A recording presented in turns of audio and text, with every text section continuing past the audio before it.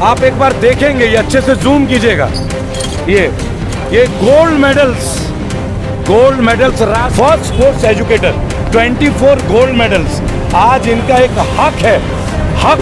Federation से 2 दिन से धमकियाँ आ रही है। मैंने इनको सुबह कहा, मैंने कहा मैं किसी वो आई नहीं, ये भी रो पड़ी, कहती मम्मी हम खत्म हो जाते हैं। मैं कहा नहीं, वो कहते हैं आपका कैरियर तबाह कर देंगे, आप यहाँ से तामझाम उठाओ, हमारी बेइज्जती। आज पार्ले जी और ये बिस्किट्स और ये नमकीन ये बेचने को विवश। तो बहुत लोग हैं जिन्होंने अपनी आवाज़ आज तक नहीं उठाई, और क्या पता क्या उनकी मजबूरियाँ जो नहीं उठा हुआ। मेरी बेटी स्पोर्ट्स एजुकेटर है, और they don't know about sports educator. लोगों को पता ही नहीं स्पोर्ट्स एजुकेटर पहली हिंदुस्तान की लड़की। दादी सरकारी नौकरी में थे जी।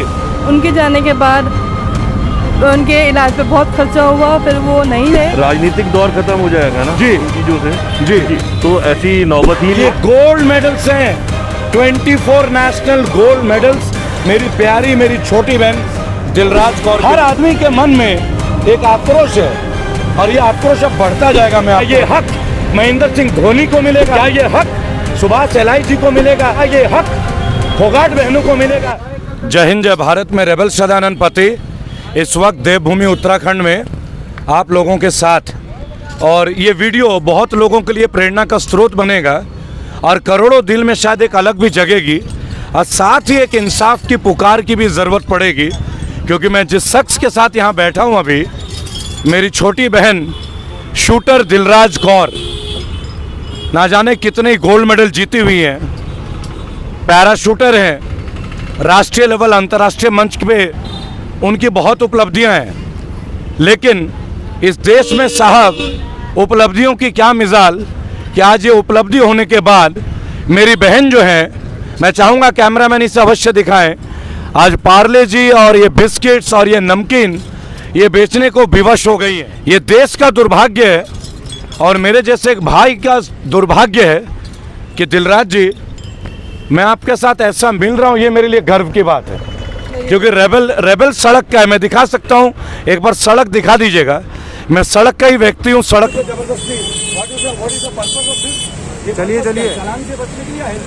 नमस्कार, थैंक यू सो मच। आप मेरे लिए आए जी। और मैं अपना परिचय देती हूँ। मैं दिलराज कौर, भारत की प्रथम महिला दिव्यांग शूटर। दिव्यांग वर्ड में यूज नहीं करती, मुझे अच्छा नहीं लगता। आप भारत की पहली शूटर है, पैरा शूटर है जी, एयर पिस्टल में जी। तो और जब मैंने शूटिंग शुरू की, लड़कियां नहीं थी, लड़कों के साथ compete करती थी, क्वालिफाई करती थी जी। फिर जर्नी बहुत लंबी है। 2004 से शूटिंग करी, 2004 से शूटिंग शुरू करी मैंने जी।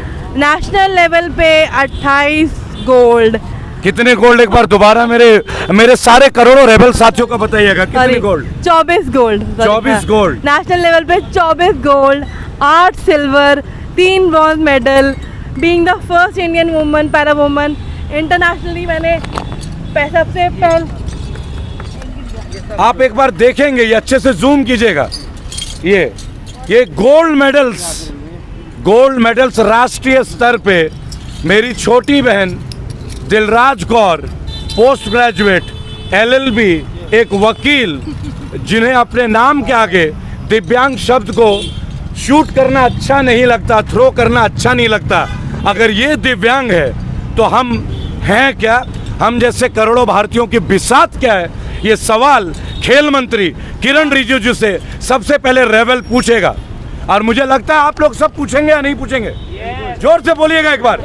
राजेश जी, इनसे एक बार पूछेगा पीछे भी कैमरे में, क्या ये इंसाफ हो रहा है?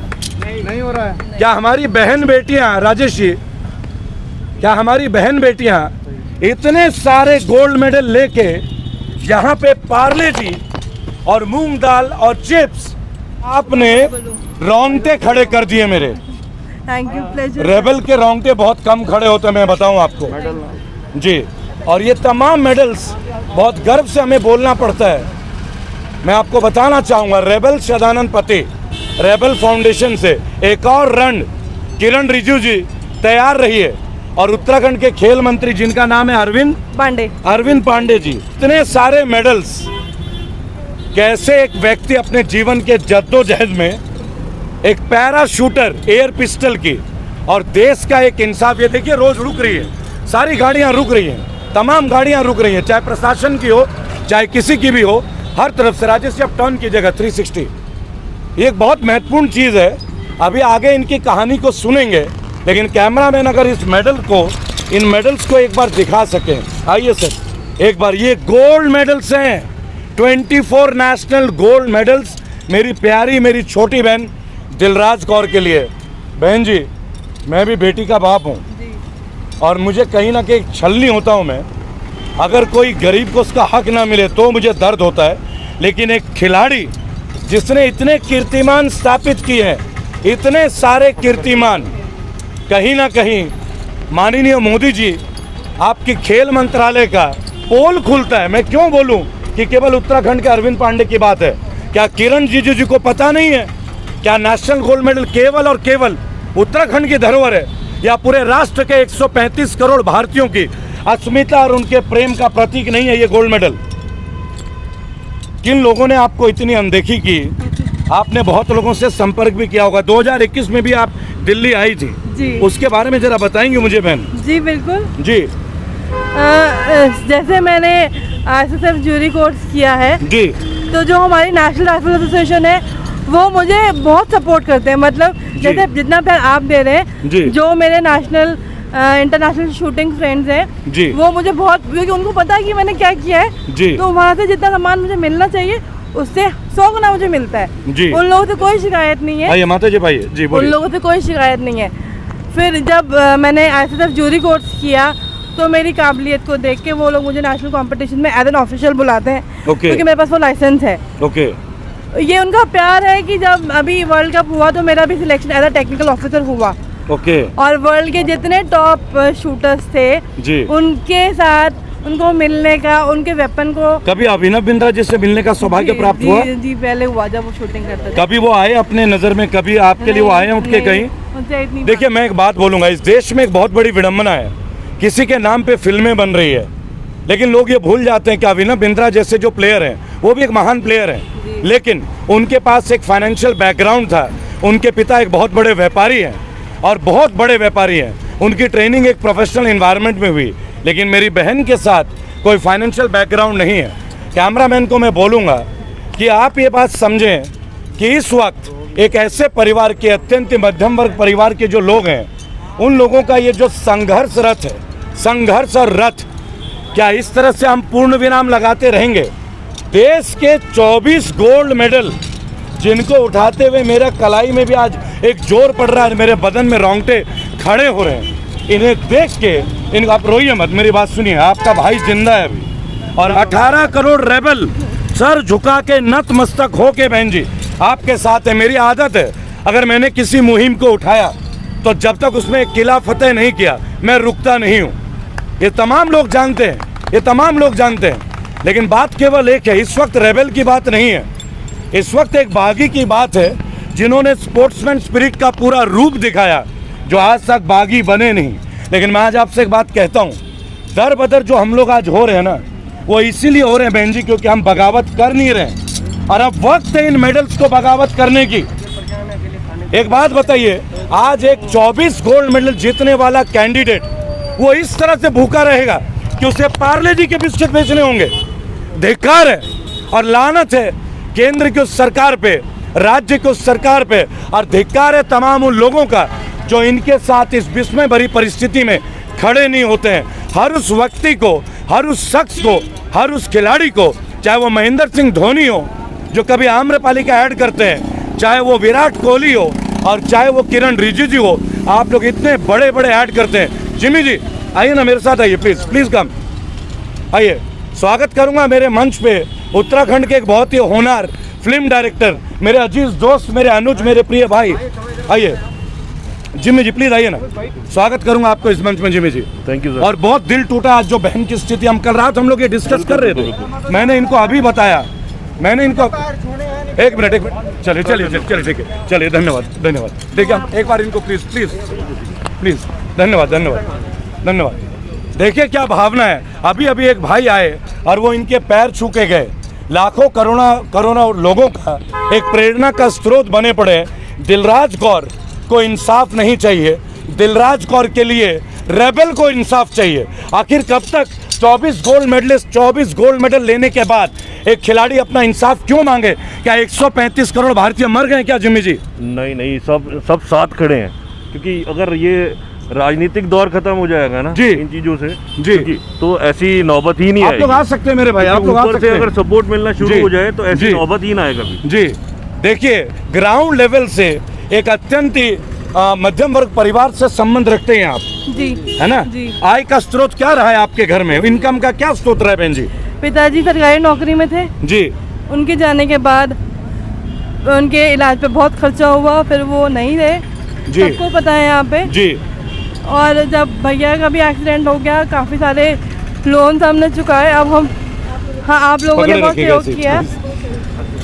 फिर हम लोग अब रेंट के घर पे रहते हैं। किराए के मकान हाँ पे? जी, किराए के मकान पे रहते हैं। जी, पापा की जो फैमिली पेंशन आती है वो रेंट में, और जो लोन्स के थोड़े बहुत EMI हैं उनमें चल जाती है। आप जैसे लोगों ने बहुत सहयोग किया भैया के टाइम पे। कमाल की एक बात है, देखिए साहब, लोग पेप्सी के लिए खर्च कर देते हैं, करोड़ों रुपए ऐड में मिल जाते हैं, है ना?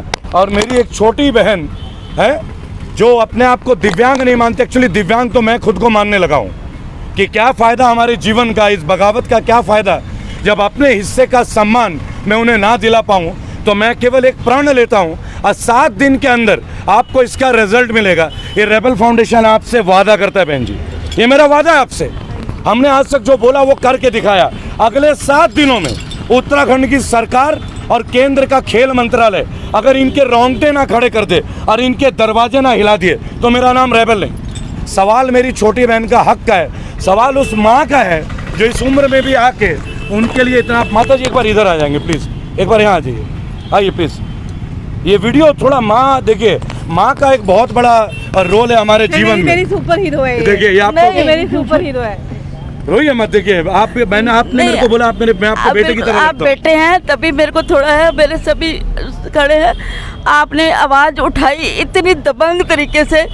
मेरी बेटी स्पोर्ट्स एजुकेटर है और they don't know about sports educator. लोगों को पता ही नहीं स्पोर्ट्स एजुकेटर। पहली हिंदुस्तान की लड़की है, जर्मनी से सिलेक्शन हुआ, दुबई में कोर्स करके आई, पहली जूरी है, 20 जज है, पहले ही वो टेक्निकल ऑफिसर है। उसके बाद नहीं जानते, उसके बाद क्या करेंगे? जब है भीख नहीं मांग रहे, मेहनत कर रहे हैं। आपने कहा ऐसे समुदाय से हैं, हम सम्मान से रोटी खाना चाहते हैं और आप लोगों ने हमारी आवाज़ दूर तक पहुंचाई। उसके नहीं, आप हाथ ना जोड़िए। देखिए माता, मेरी बात सुनिए, माओं का हाथ जो होता है ना वो ऐसे आशीष के लिए होना चाहिए।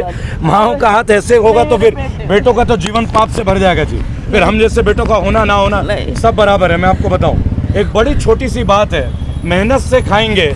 इंडिया की फर्स्ट स्पोर्ट्स एजुकेटर है, first sports educator, 24 gold medals. आज इनका एक हक है, हक। क्या ये हक महेंद्र सिंह धोनी को मिलेगा? क्या ये हक सुभाष एलाई जी को मिलेगा? क्या ये हक फोगाट बहनों को मिलेगा? क्या ये हक इस बहन को मिलने का हक नहीं है? क्या नहीं है इनका हक? क्या उत्तराखंड की इस बेटी को यह हक नहीं मिलना चाहिए? एक बार जोरदार बोलेंगे, मिलना चाहिए नहीं मिलना चाहिए? हर आदमी के मन में एक आक्रोश है और ये आक्रोश अब बढ़ता जाएगा। मैं आपको बताऊं, मैं आपसे एक बात पूछना चाहता हूं, क्योंकि स्पोर्ट्स में मेरी उतनी जानकारी नहीं होगी। आप इस दौर से गुजरे हैं, आपने ये महान उपलब्धियां ली हैं। एक स्पोर्ट्स एजुकेटर को जब इतने सारे गोल्ड मेडल मिलते हैं, औसतन देखा गया कि भारतीय सरकार कभी DSP के पद पे, कभी सुपरिटेंडेंट ऑफ पुलिस के पद पे, कभी डायरेक्टर के पद पे अपॉइंटमेंट्स देती है। इतिहास गवाह है इसका। रेलवे भी देती है, स्थानीय प्रशासन भी देती है। आपको क्या आशा रहता है, क्योंकि आपने इतनी अचीवमेंट्स की है, कि आपको मन में मलाल नहीं आता कि आपको एक पद इसलिए मिले या और बच्चों को, जो गरीब तबके के बच्चे हैं, जो पैरा हैं, जो ईश्वर के आशीर्वाद से गिफ्टेड है, मैं दिव्यांग नहीं बोलूँगा, जो गिफ्टेड है, आप गॉड गिफ्टेड हैं, आप स्पेशल क्रिएशन ऑफ गॉड है। हम जैसे लोग दिव्यांग हैं, जो हम सब कुछ रहते हुए अचीव नहीं कर पाते, आप स्पेशल गिफ्टेड है। पहली बात तो ये है। क्या उम्मीद करते हैं, क्या चाहते हैं आप? एक अपनी आशा मुझे जरूर व्यक्त कीजिए, तब आपका भाई इस मुहिम को लड़ सकता है। जी बिल्कुल, आपने सही कहा। अब जैसे आपने बोला, मेरे जैसे बहुत लोग हैं जिन्होंने अपनी आवाज़ आज तक नहीं उठाई, और क्या पता क्या उनकी मजबूरियाँ जो नहीं उठा पाए।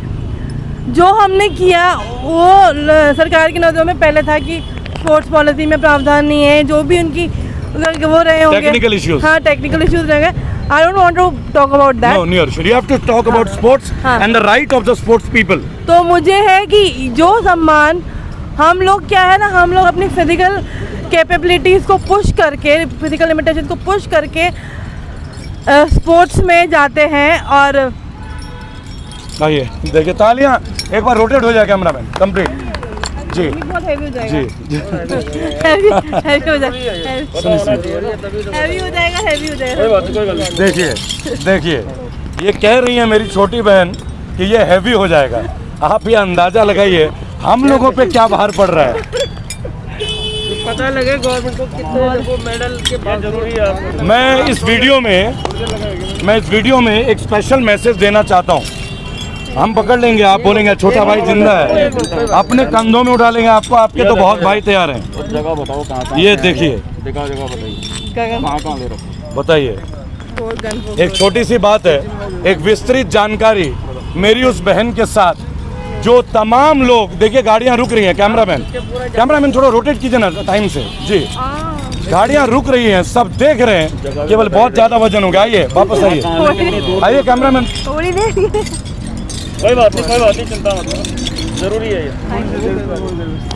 लाइए, अब ठीक है, लाइए मैं पकड़ा हूँ, कोई दिक्कत नहीं। एक मिनट, ये मेडल्स का वजन उठाते उठाते आज मेरे बहन का कंधा झुकने लगा है, और देश के खिलाड़ी और देश के खेल मंत्री, उनको शायद इस बात का एहसास नहीं, एक कितना बड़ा दुस्साहस ऐसे महान बेटी के साथ। आखिर देश इसी तरह, और मैं बाबा जी के आशीर्वाद से उन सब की मदद करूं, चाहे वो जिस तरह से शूटिंग ही नहीं, चाहे वो किसी भी स्पोर्ट में हो, किसी भी स्टेट से आए मदद मांगने के लिए। अगर उनके हालात कमजोर है तो आप उनको एक मजबूती देना चाहेंगे? बिल्कुल दूंगी मैं, पिलर की तरह खड़े रहेंगे। बिल्कुल दूंगी मैं। और आज भी ये आवाज़ सिर्फ मेरी अपनी नहीं है, ये हर उस एथलीट की आवाज़ है, चाहे वो पैरा स्पोर्ट्स में हो चाहे नॉन पैरा स्पोर्ट्स में हो। एक अच्छे सक्सेसफुल करियर के बाद गुमनामी की ज़िंदगी वो लोग डिजर्व नहीं करते। जस्टिस फॉर दिलराज कौर, आज से हैशटैग रेबल फाउंडेशन, इसको हम शुरू करते हैं ट्विटर पे और तमाम OTT प्लेटफॉर्म पे। लेकिन मेरा जो प्लेटफॉर्म है वो हमेशा साधारणतः सड़क से होता है। आपको मैंने पहले भी बताया, सड़क से जस्टिस फॉर दिलराज कौर की मुहिम आज से शुरू। रेबल फाउंडेशन के 18 करोड़ योद्धा और देश के 135 करोड़ लोग तैयार रहे मेरी बहन को उनके हिस्से का सम्मान दिलाने। फेडरेशन से 2 दिन से धमकियाँ आ रही है। मैंने इनको सुबह कहा, मैंने कहा मैं किसी, वो आई नहीं, ये भी रो पड़ी, कहती मम्मी हम ख़त्म हो जाते हैं। मैं कहा नहीं, वो कहते हैं आपका कैरियर तबाह कर देंगे, आप यहाँ से तामझाम उठाओ, हमारी बेइज्जती हो रही है। तुम्हारी बेइज्जती हो रही है, जब दिलराज को आप लोग मेडल देते हो तब बेइज्जती नहीं थी, तब आपने क्यों नहीं इसको नौकरी दी? आज तुम्हारी बेइज्जती हो रही है जब चैनल वाले आ रहे हैं, और हमारी आवाज़ बन के खड़े हो रहे हैं, तो आज तुम्हारी बेइज्जती हो रही है और हमें चलिए माता जी, मुझे एक बात बता दीजिएगा, कौन है वो माई का लाल जो मेरी बहन के लिए कोई धमकी देते? जरा रेबल से मिलके तो देखें एक बार। मैं एक बात ओपनली कहता हूँ, इनके बीच जो भी फेडरेशन है, मैं नाम नहीं लूंगा, लेकिन एक बात आपको सीधा बोल दूंगा, उस फेडरेशन का जो भी सबसे बड़ा ढिंगरा हो, इनसे मिलने से पहले एक बार रेबल से मुलाकात कर लेना, तुम्हें अंदाजा हो जाएगा कि इस बहन के साथ कौन सा भाई खड़ा है। और फिर तुम्हें शिकायत का मौका मैं दूंगा नहीं। और मेरा एक बात अच्छे से सुन लेना, मेरा कुछ बिगड़ेगा नहीं और तुम्हारा मैं कुछ रहने नहीं दूंगा। सवाल मेरी बहन का है, बहन के लिए अगर भाई खड़े ना हुए सरदार जी, तो फिर लानत ऐसे भाई पे। सुबह इनको फोन किया, निश्चिंत रहिएगा बहन जी, कोई थ्रेट आए मुझे फ़ोन कर लीजिए। मैं देवभूमि में हूँ, 5 से 10 मिनट में आपके घर में पहुँचूंगा, इससे ज़्यादा नहीं है। यही ठाकुरपुर में रह रहा हूँ, केवल ठाकुरपुर में 10 मिनट लगेंगे। और जिसका नाम है उसका नाम बता दीजिए, कॉन्टैक्ट नंबर है, मुझे नंबर दे दीजिए। ईश्वर की कसम, महादेव का सौगंध, मैं महादेव का भक्त हूँ। अगर उनके घर पे जाके और उनसे आंख में आंख डाल के बात ना करूँ तो लानत ऐसे पैदाइश पे, लानत है इस देश का नागरिक होने पे। चिंता मुक्त रहिए, आपका बेटा साथ है। मैं श्रीमती संतोष कश्यप जी, और भारतीय जनता पार्टी की वरिष्ठ नेत्री हूँ, पूर्व कैबिनेट मंत्री दर्जा, जी, और अखिल भारतीय कश्यप निषाद बिंद एकता महासंघ पंजाबी एक महासभा। प्रश्न आज आपसे पूछूंगा, जब गौतम गंभीर जैसे खिलाड़ी को जी। ले लिया जाता है भाजपा में और माननीय सांसद बनाते, वो भी अच्छा काम कर रहे हैं। जब फिल्म सितारों को ले लिया जाता है, अभिनव बिंद्रा को इतने सारे मूवीज का ऑफर मिल जाते हैं, इतने अवार्ड फैसिलिटी मिल जाती है, क्या माननीय किरण रिजिजू को 24 गोल्ड मेडल नहीं दिखते? क्या अरविंद पांडे को 24 गोल्ड मेडल नहीं दिखते? ये तमाम पोस्टर अगर आप घूमेंगे ना, वो देखिए, वहाँ भी तीरथ सिंह जी रावत, हर जगह ये देखिए, इधर भी, इधर इधर जूम करके दिखाइएगा, केवल पोस्टर ही पोस्टर। क्या मेरी बहन का जगह एक पोस्टर तक ही कैमरामैन सीमित रह जाए? हम किसी पार्टी का गतिरोध नहीं करते हैं। सिस्टम अगर किसी बहन के खिलाफ है तो ना पार्टी का जिक्र होगा, ना व्यक्ति का जिक्र होगा। इंसाफ चाहिए तो इंसाफ लेके रहेंगे। नहीं जाऊंगा। जय हिंद, जय भारत।